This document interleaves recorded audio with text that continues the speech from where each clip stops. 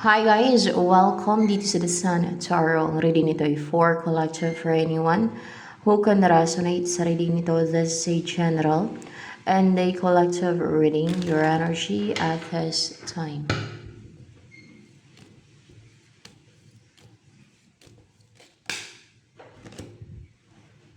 Judgment in reverse.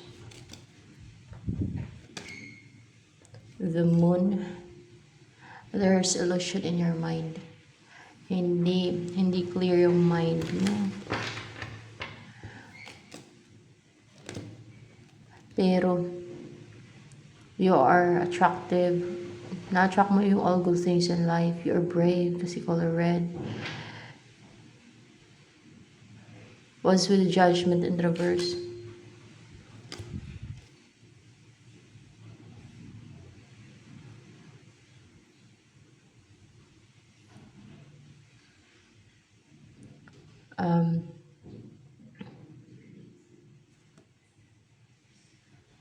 Three of Swords in reverse.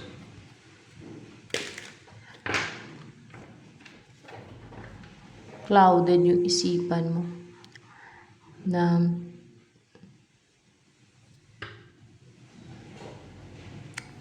hindi klaro yung isip mo, yung judgment mo niyan pagka ganyan. Parang hindi accurate. Ganon, di accurate. Then moon. There's maybe nagfa-fog illusion sa mind mo. There's illusion. Maybe kinreate ng iba yan. There's illusion. Kinreate ng iba yan.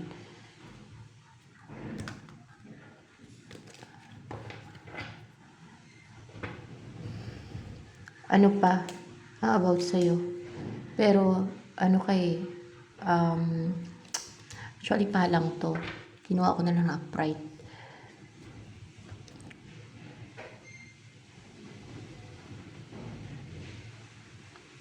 Mahilig ka siguro magbasa. Mahilig ka magbasa. Mahilig ka sa fruits. And, gusto mo yung place na nakaka-relax. Komportable ka. Your marriage material. O kung babae ka, baka buntis ka. O hindi man eh. Huwag natin pilit. Three of Swords. Upright pa to, Three of Swords. In reverse. Naka-recover ka ng heartbreak eh. That's why mas lalo ako naging blooming, naging attractive. Ano yung body mo energy?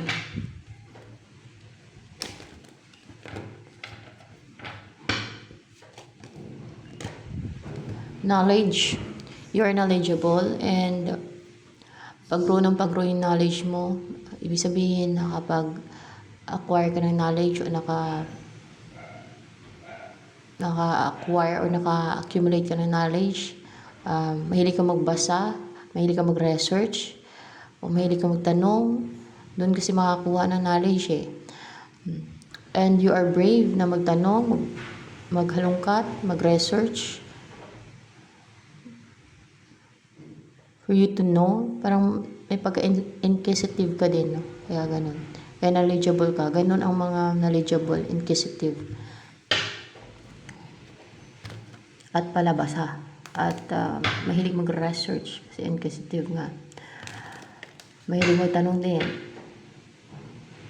Hindi nahihiyang magtanong. Ano pa ang about sa'yo? About sa personality mo. Ano personality mo kaya? Orange dragon, no? Yung lumabas dito. Ibig sabihin, fiery, full of strength, you are strong, no? Kasi dragon eh. You're powerful, fiery, ano sabi ko na, confident, and brave. Like a dragon. You are like a dragon, na brave and strong and powerful. Upright ba tong Eight of Swords? Ay, hindi. Ano to?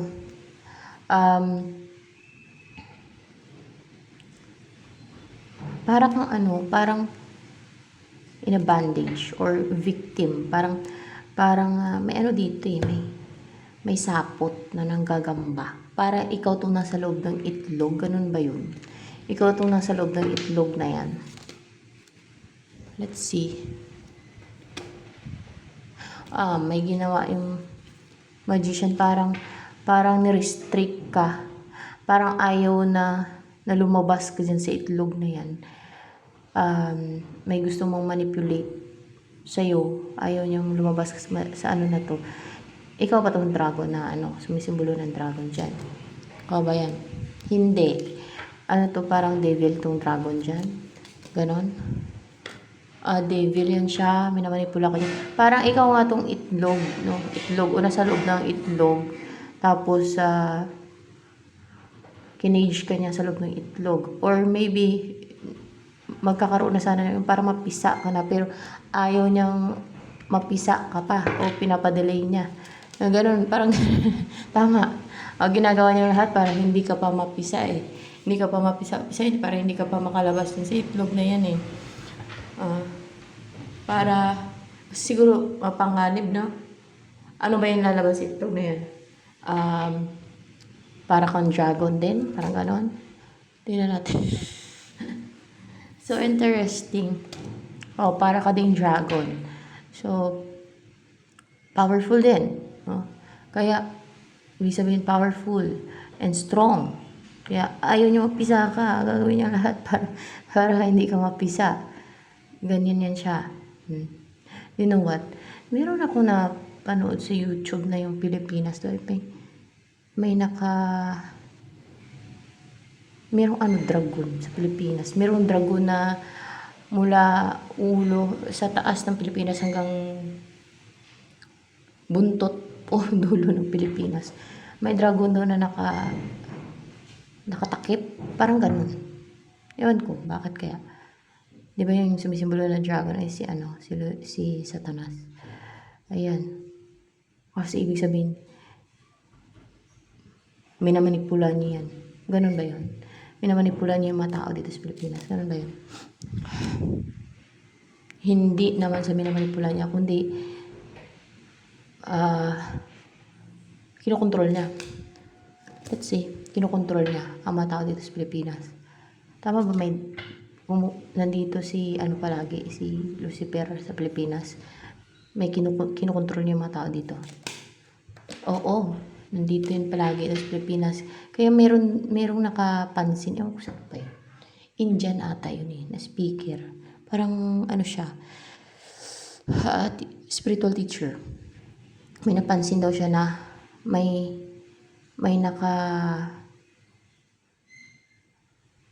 patong ba yun sa Pilipinas? Parang ganun yung pag-intindi ko. May nakatakip, may nakapatong. Parang ganun na. Mula sa taas ng Pilipinas hanggang sa dulo ng Pilipinas. May dragon na nakapatong ata. Parang ganun. Ibig sabihin, kinukontrol yung mga tao dito sa Pilipinas pala. Kaya kung manotice nyo, madami din yung mga may addictions, mga evildoers, ganun.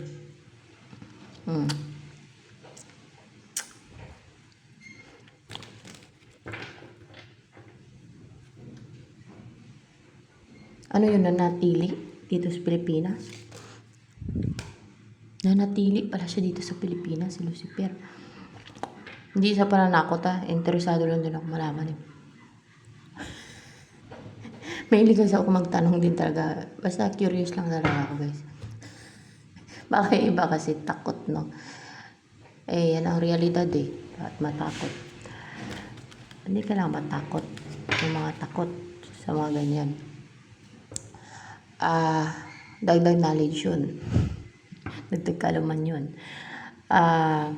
Yun. Kaya pala, parang ikaw to nasa itlog. Akala ko ikaw to, no? Powerful and strong pala. Ayan. Devil yan siya. Yung gusto kang pigilan, restrict, pigilan na huwag makalabas yung sa itlog na yan. Kasi maging strong and powerful ka din. Oh my gosh. It's so interesting. Wait lang. Inom muna ako ng kalamansi. Napause ako.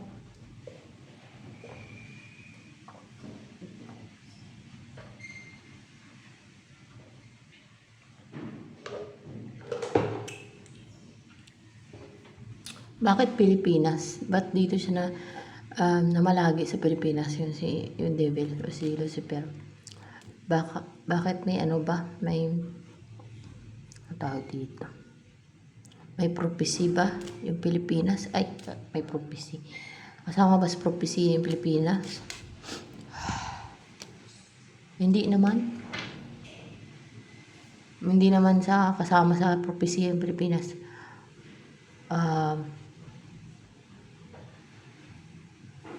Bakit pinili ba na bansa ng God ni Yahweh ang Pilipinas?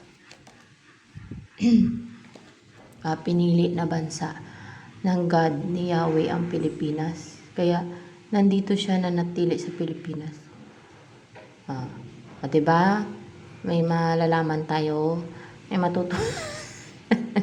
Dagdag kaalaman. Kasi pinili ni Yahweh. Hindi dahil kasama sa propesya. Kundi kasi pinili ni Yahweh ang Pilipinas. Ng God na si Yahweh. Yung tatay ni Jesus Christ. Ang Pilipinas. Yan. Na ano, ewan ko kung ano kaya. Pinili yan. Yung Pilipinas. Pinili na ano. Na matira. Matira pag nagkaroon ng end of the world. Tingnan natin. Hindi ganun. Basta pinili. Bakit kaya no? Pinili ng Pilipinas. Yun ang sagot dito.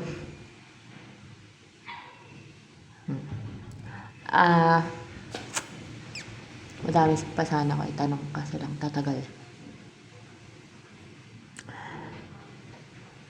Ano bang energy mo ngayon?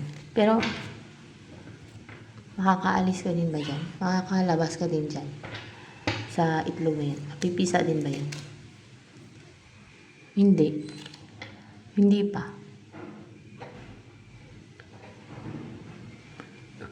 Gusto nyo bigilan. Mapisa ka, pero ready ka na mapisa sa itlog na yan. Ready na. Pero ginagawa niyo lahat para hindi ka makalabas dyan. Para hindi ka pa mapisa. Yung itlog, para hindi ka pa makalabas dyan. Parang pinuluputan niya ng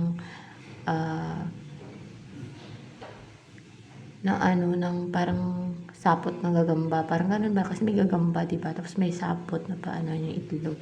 Ayaw niya mapisa yan.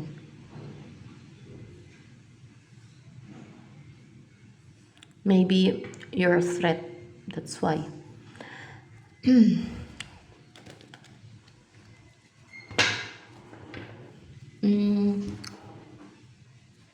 Ano pa energy mo ngayon? Pero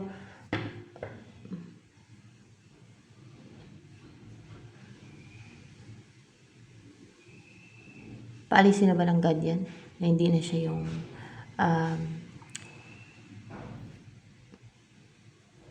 nangialam sa pagpisa ng itlog na to, which is ikaw ngayon sa loob ng itlog na yan. Hindi. Anong gagawin mo niyan pag hindi paalisin? Paalisin yan siya ng God sa tamang time. Ganun.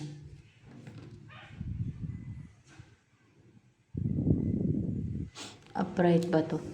Palang pa yan eh. Oo, sa tamang time. Paalisin yan siya para mapisa ka na. Pero actually, ready ka na eh.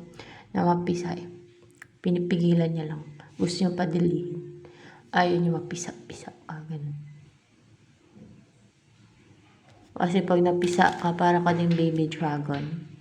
Parang ganun. Powerful and strong din. Wait lang ha.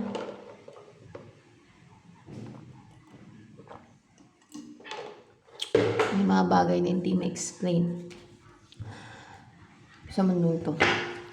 Kasi mga profound, malalalim, maka-explain lang ay celestial beings. Ano pa ang energy mo ngayon?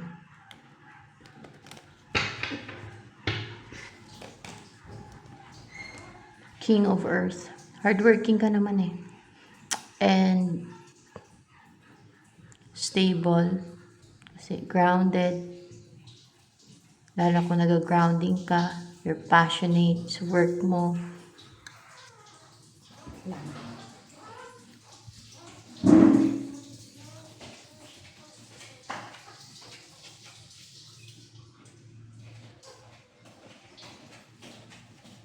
Kadalasan yan guys, yung mga ganyan. May mga misyon, no? At malaki ang misyon, kaya talagang nakaumang dito sa Pilipinas yan. Si ano kasi, may mga pinipigilan niya siya, may mga kinokontrol siya dito ng mga tao. Katulad na lang nito, no? Yung sa loob ng itlog na to. Ito ba yung dahilan kung bakit namamalagi dito sa Pilipinas yung devil na yan? Dahil sa ayaw niya mapisa yung itlog na yan. Ayan ang dahilan kung bakit namamalagi siya dito sa Pilipinas. Ayaw niya mapisa yung itlog na yan, binabantayan niya. Kasi maring threat, no? Pag napisa, delikado para sa kanya. Ganon guys. Diba? It's so interesting. Para sa akin, so interesting.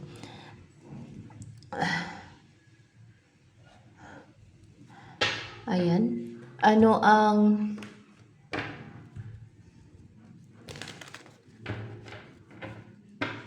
kaya pala yung mind mo ay clouded and there's illusion. Parang illusion yun na sa isipan mo. Gagagawan to ni ano. May mga parang clouded yan siya.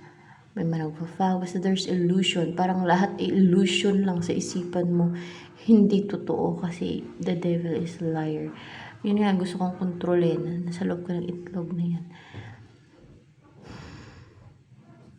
Ayaw niya kasi magpisa ka. Ayaw niya magkaroon ka ng freedom. Sa itlog na yan.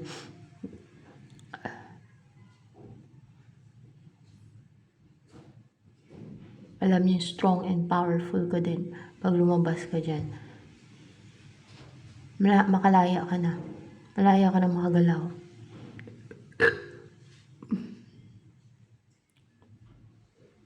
Parang a baby dragon will come out from that shell. And maybe you're a big threat sa kanya. That's why. Ganyan.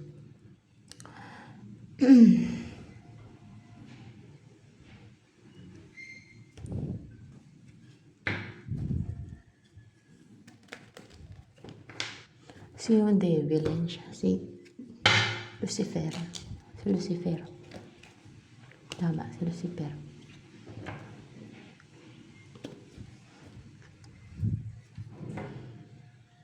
Pero palisilan siya ni Yahweh pag nakatakdang time na or oras na lalabas ka na dyan. Pero ready ka na ding lumabas, pinapadelay niya lang eh. Ginagawa niyo lahat para ma-delay, para hindi mapisa ang itlog na yan, para hindi ka makalabas dyan.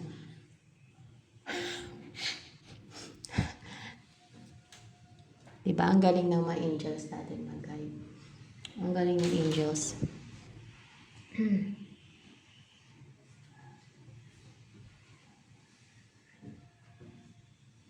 By the way, angels ba dito ngayon ang nag-guide? Ay. Angels ba dito ngayon ang nag-guide? Hindi angels. Sino nag-guide dito ngayon? Si Yahweh? Hindi din. Si Jesus Christ ka nag-guide dito ngayon? Si Jesus Christ pala yung nag-guide dito ngayon. Pride. Ganyan ang mga na-experience na may mga mission.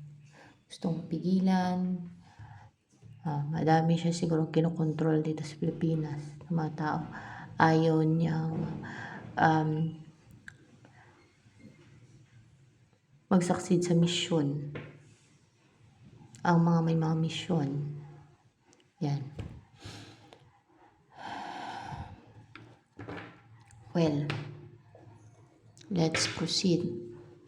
Ano yung magiging clear na din ba yung judgment mo soon? Yung isip mo, magiging clear din yan kasi may aalis, may lalayo May iiwas. Sinong iwas? Ito si Lucifer. Kaya magiging clear. Parang upright ba to? Hindi. Merong iiwas. Merong lalayo. Yung nagpapaklawdin sa isip mo, no? Yung nagpapaklawdin sa isip mo. Yun ang aalis. Yun ang lalayo. Oh.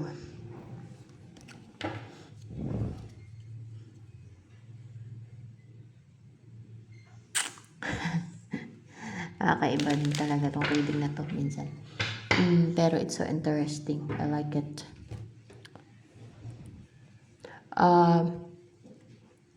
Ano yung darating sa'yo?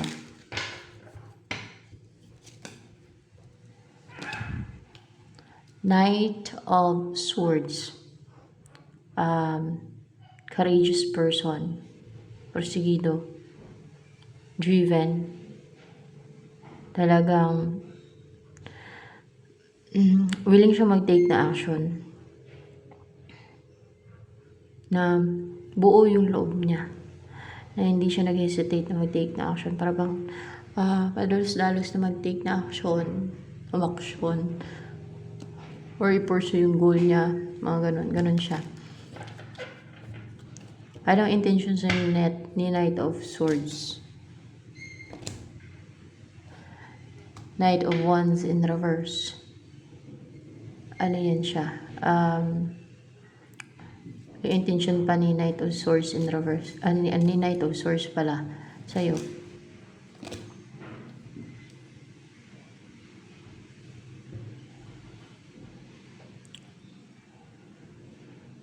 One more. Ano pa intention sa'yo ni Knight of Swords?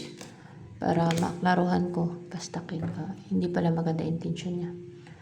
Para mawalan ka ng hindi mo to siguro person. This is side ng enemy. Evil forces to. Kasi gusto niya ma-stuck ka. Gusto niya maging malungkot ka. Maging matamlay ka. Mga ano to. Witch. Ano pa ba? Witch yan. Witch yan siya. Mawalan ka ng confidence. Yan ang paparating. Atake ng witch. Gusto niya kasi ma-stuck ka, maging malungkot ka, maging matamlay, maging emosyonal. O, diba? Talagang minanipulate nila yung isipan mo. At mawala ng confidence, magkaroon ka ng mga insecurities. See? May insecure ka. Mangyari ba sa'yo to? Yung gagawin ni Knight of Swords? Mangyayari daw sa'yo to. Na ma-insecure ka, maging malungkot ka, ma-stuck ka. Pero, once na nakalabas ka na dyan, sa itlog na yan, you are free now. Hindi ka na nila mamanipula. You are free. Magkakaroon ka na ng freedom. Hindi ka na nila makontrol. Hindi ka na nila mapastuck niyan. Because you will be strong and powerful and you will have freedom. Yan. Sa tamang panahon. Para bang may naglilimit sa'yo. Sa pwede mong abutin. Sa pwede mong ma-achieve. Sa mga gusto mo na parang kinukontrol, ayaw ibigay sa iyo mga gusto mo na kahit pinagsikapan mo naman, mga ganun yan, ibig sabihin may nagre-restrict sa iyo, katulad nito, at devil pa. Ganun yung may mga mission. Dahil siguro great ang mission mo. Ganun talaga yan. Pero, nasa side ka ng light.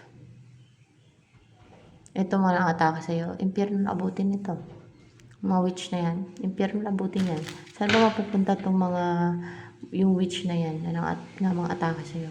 Impyerno? Sa impyerno ba? Hindi. Sa abyss siya mapupunta. Mukhang sa abyss. Witch to yun. One more. Parang pahalang sa abyss. Sa abyss na mapupunta itong mga atake sa'yo ng witch na yan. Sa abyss talaga. Sa abyss siya, hindi lang sa impyerno, abyss. Kasi may abyss din eh. Doon yung masukdula na sa kasamaan. Sukdula na sa pagkasama. Doon yun nilalagay sa abyss. Yung masukdula na sa sama. Sa pagka-evil. Kaya nga ayaw ng mga demon na ilagay sila doon eh. Takot sila ilagay doon. Kasi mas matindi ata yun doon kaysa sa impyerno.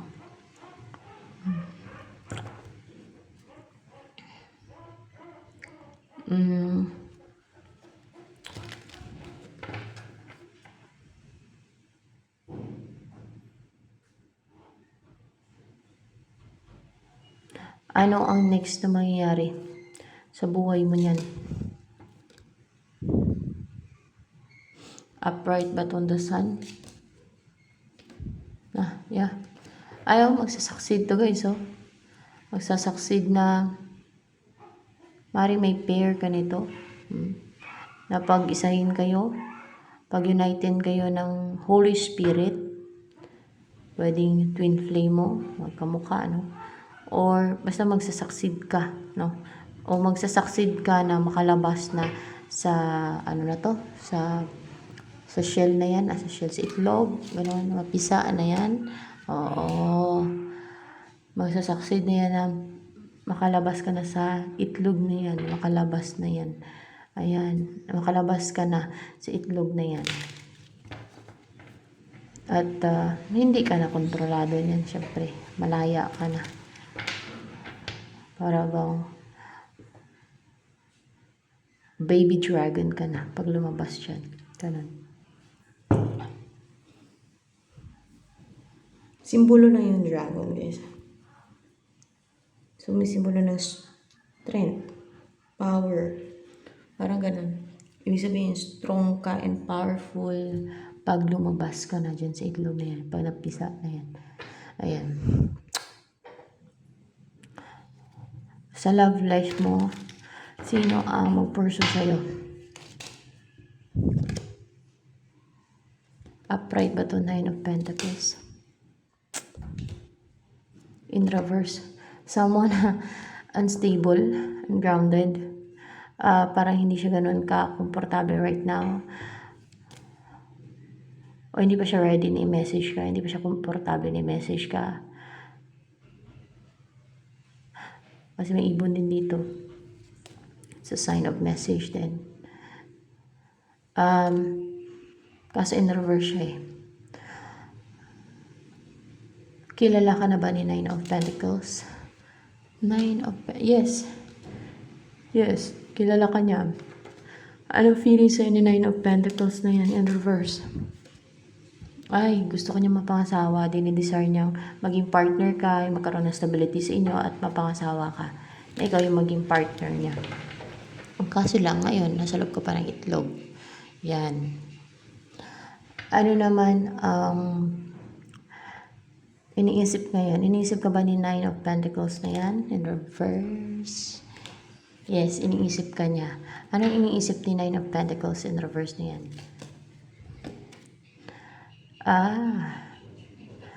Yung gusto niyang i-share sa yung abundant na buhay niya. Pwede. Gusto niya mapangasawa. Oo, gusto ko niya mapangasawa kasi pride pa naman. Gusto niya magkaroon ng stability sa inyo. Gusto niya maging a good provider sa iyo. Ganun ba yun? Hindi. Gusto niya kasi King of Pentacles. Gusto niya mamuhay kayo na masagana. Together. Together. Na you will be together. No? Ayun. Na lalapit na siya sa'yo, hindi na siya maging mailap at maging maamo na siya sa'yo. Ganon. Para magkaroon na ng union sa inyo, maging close kayong dalawa at magkaroon na ng stability sa inyo. Ano ang gustong sabihin sa iyo ng person mo na si Nine of Pentacles in reverse? Pero hindi niya alam na may pinagdadaanan ka at nasa loob ka pa ng itlog at hindi ka pa napisa, no? Four of Swords in reverse. Hindi daw siya makatulog, para bang stressed or hindi matahimik yung isipan niya. Palaging active, hindi matahimik yung isipan niya, active palagi yung isip niya na minsan hindi siya makatulog, ganun. Ganun na nga. Kakaisip sa'yo. Kakaisip siguro sa'yo, pwede. Or kakaisip sa situation nyo. Kakaisip sa situation nyo. Kasi ano to, nagmamadali na siya. Gusto niya nang mangyari to. Na you will be together na. Oo. Kaya ganon. Kaya minsan siguro na insomnia siya ba? Ganon. Ano ang dreams and goals mo na mangyayari na?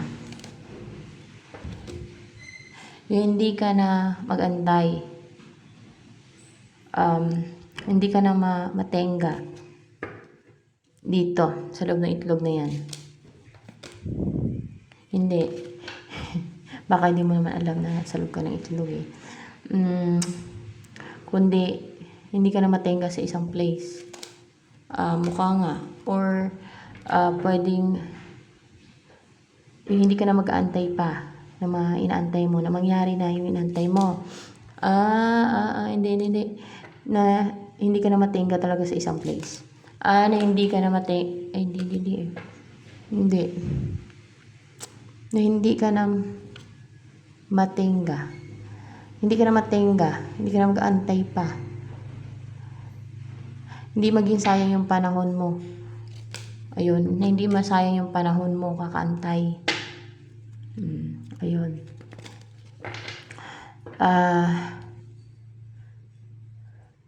Ano pa ang nasa parating sa'yo ng person mo na to na si Nine of Pentacles in reverse? Kasi kilala ka man niya. Gusto niya ng new beginning daw. Ano pa? Ace of Pentacles in reverse. Upright pa itong Ace of Pentacles. So yes, and gusto niya magtagumpay na ng Six of Wands. Yung mag-umpisa kayo magsama sa siyang bahay. O kung meron na siyang bahay at lupa, doon na kayo magsama. No? Or mag-purchase kayo ng house and lot na doon na kayo titira. Ganon. Yun ang gusto niya, na mag-umpisa na kayo magsama. Yun ang offer niya sa'yo. A huge offer. Hindi half-half, kundi buo. Kasi buo man yung pentacle na yan. And it's a huge offer. Para hindi na stagnant kayong dalawa. Para hindi matenga. Hindi sayang panahon. Pinapadalingan niya ni Lucifer eh. Pero magtatagumpay yan na hindi na maging stagnant pa kayong dalawa. Instead, makapag-umpisa na din kayo na magsama. Ayan. So, ito na lamang guys for collective reading.